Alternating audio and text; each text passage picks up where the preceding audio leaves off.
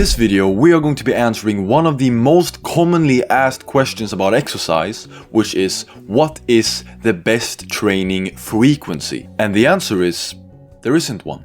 There is no one training frequency that is just going to be universally the best for everybody, whether it's per workout or per muscle group. And so in this video, we are going to be going through how you can find out what the best training frequency for you is based on your individual recovery ability. And for those who don't know me, my name is Alphonse. Here we talk about how to maximize results from your training with as little time in the gym and with as little risk of injury as possible. First of all, I can say that I wouldn't recommend anyone train more than 3 times per week on non-consecutive days. And that is because pretty much no natural trainee who is not on performance-enhancing drugs, who is actually training even somewhat intensely and is stimulating their muscles to grow, is not going to be able to fully recover in between workouts if they are training multiple days in a row. And if you're training more than 3 times per week, you're going to have to train multiple days in a row. Now, with that out of the way,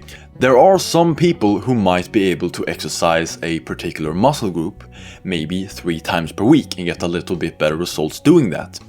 And on the other side, there are some people who need as much as 10 to 15 days in between workouts for a certain muscle group to fully recover. And if they attempt to work out before that time has passed, before their body has recovered, they're piling more damage onto the already existing damage, and they're preventing their body from producing the improvements that were stimulated by the workout.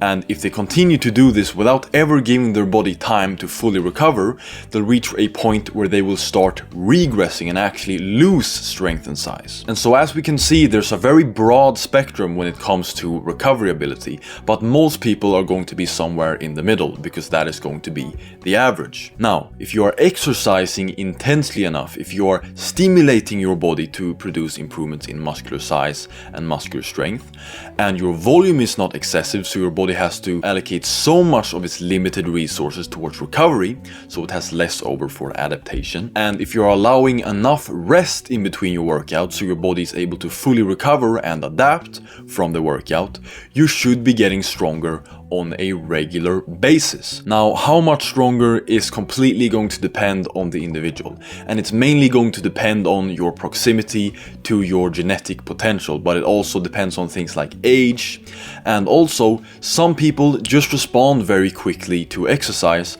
and some people respond very slowly. And of course, as you keep training and as you get closer and closer to your genetic potential, your progress is going to slow down more and more. Now, this is a problem with some people spreading their workouts out too far and allowing a completely unnecessary amount of recovery time in between their workouts because they think that they're supposed to keep making progress like they did when they first started, and if they don't do that, they think that they're training either too frequently. But that is not the case, because like I said, the closer you get to your genetic potential, and especially after you've gotten through that newbie gain stage, your progress is going to slow down significantly. But I can say this though, that if you're not making progress on at least most of your exercises on at least a month-to-month basis, you are probably doing something wrong and you are likely overtrained. But anyways, like I said earlier, there's a very broad range of recoverability, and there's a very broad range of what is going to be the best frequency for a particular individual. And the best way you can gauge what is the best training frequency for you as an individual is by keeping accurate records of your workouts, evaluating improvements in performance over time, and then making changes based on that evaluation, and then comparing the change in results. And there really are no good, reliable short-term indicators of if you need to adjust your frequency or not. But I can say this though, that if you feel tired and unfocused, and you feel like you wouldn't be able to give it your all on a particular day when you were supposed to train, it's pretty much always better to just take an extra day off and give yourself a little bit more rest. It's always better to err on the conservative side when it comes to recovery, and you're always better off in the long term with getting more recovery than you need rather than less. By the way, real quick, if you're enjoying this video so far, please don't forget to leave at least a like on this video. It really supports the channel more than you'd believe, and I highly appreciate it. Now, what do you do if you suspect that you need more recovery? Well, the first things I would look at are things like sleep, diet, and other activities that might potentially be interfering with your recovery. And so if you know that your diet is poor, if you know that your sleep is poor, try to fix those things first before you reduce your frequency, because you might actually notice that after you reduce those things,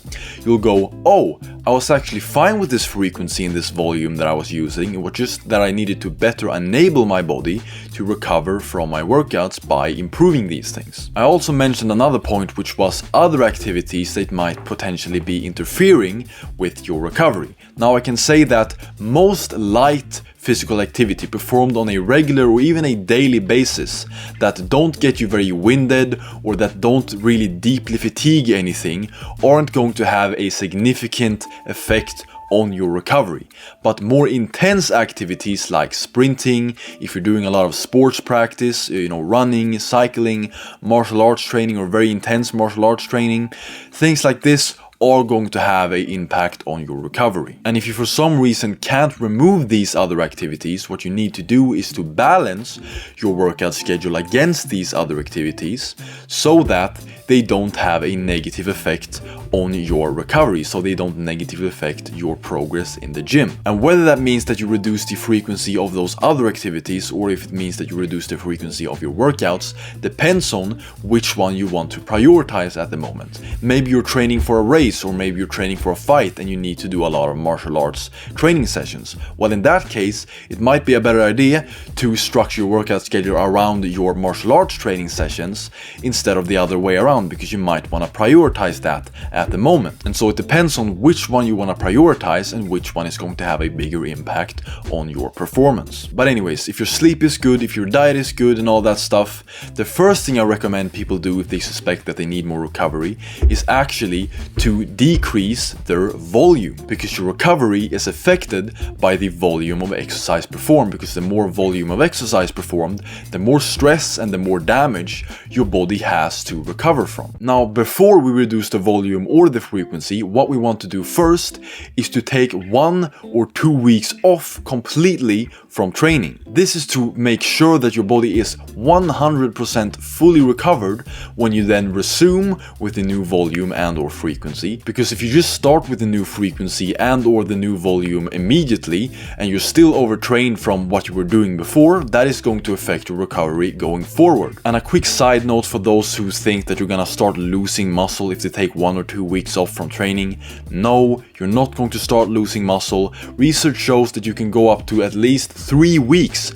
without even having to worry about even starting to lose muscle. And so no, you're not going to lose muscle if you take 1 or 2 weeks off from training. Now, when you're reducing volume, there are some practical limitations. You still need to perform enough exercises in your program, not in every workout, but in your program, so that you are effectively working all of the major muscle groups in the body. And you also don't want to divide your volume up too much so that you're doing barely anything in each workout. I generally don't recommend you split your program up into more than 4 separate workouts. Also, on a side note, when it comes to decreasing frequency, you don't want to spread your workouts out so far that the frequency becomes too low, at least for most people, or that decomposition starts. Again, there are outliers. You might turn out to be someone who needs a lot more recovery than what most people do, but again, these people are very rare. But just like there are people who recover very, very quickly, there are people who recover very, very slowly. Now, considering these things that I just mentioned,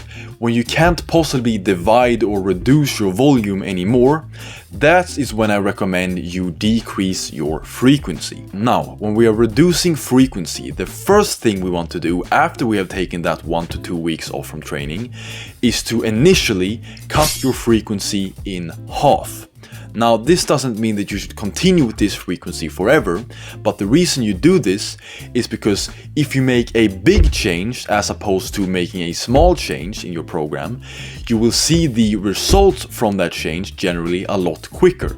And so as opposed to just adding a day or two and seeing what happens, if you make a big change, if you cut your frequency in half, you will see the result of that change a lot quicker since that change was bigger.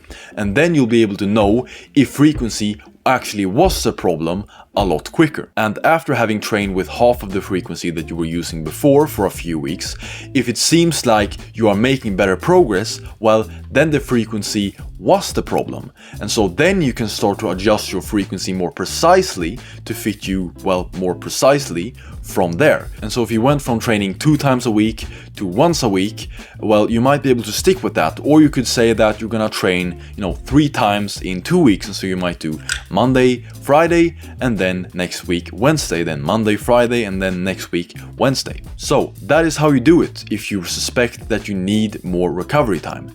But anyways, boys, that was the end of this video. I really hope you liked it. If you did, and if you learned anything from this video, please don't forget to leave a like on this video. And if you want to see more videos like this in the future, please don't forget to click that subscribe button and ring that notification bell so you can be notified the next time I upload. But with that being said, I'll see you boys in the next one. Peace.